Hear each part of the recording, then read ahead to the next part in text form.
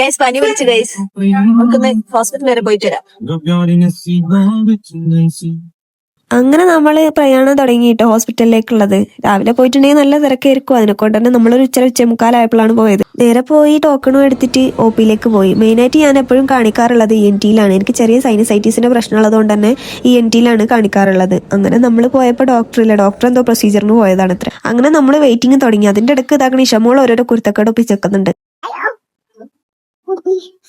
കുടുങ്ങിയോ? ഞാൻ ശരിയാക്കി തരാം. ഈ പെണ്ണ് ഒപ്പിച്ചേക്കണ ഓരോരോ പണികള്.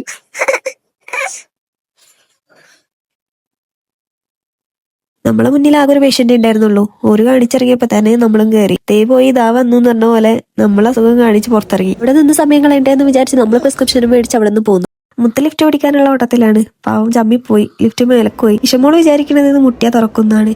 അങ്ങനെ നമ്മള് മുകളിൽ നിന്ന് താഴെയുള്ള കാഴ്ചകളും കണ്ട് നേരെ താഴേക്ക് വിട്ട് നമ്മളെ വണ്ടി താഴെയാണ് വർക്ക് ചെയ്തിട്ടുള്ളത്. അപ്പൊ ഇന്നത്തെ വ്ലോഗ് ഇത്രയേ ഉള്ളൂ ഗായ്സ്. അപ്പൊ ഓക്കെ, ടാറ്റാ ബൈ.